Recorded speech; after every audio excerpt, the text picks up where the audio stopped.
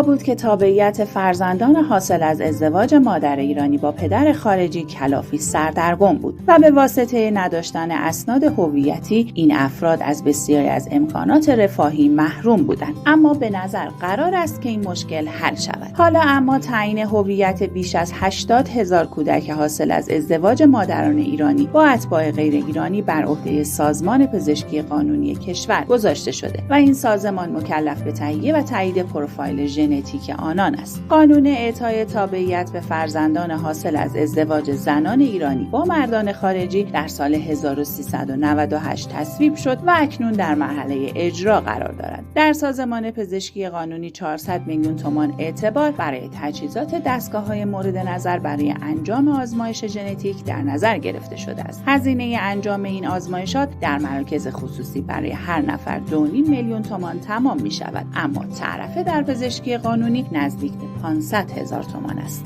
وزارت رفاه بیش از 1 سال است که با پزشکی قانونی به توافق رسیده، اما کار شناسنامه دار شدن فرزندان مادر ایرانی به کندی پیش می رود.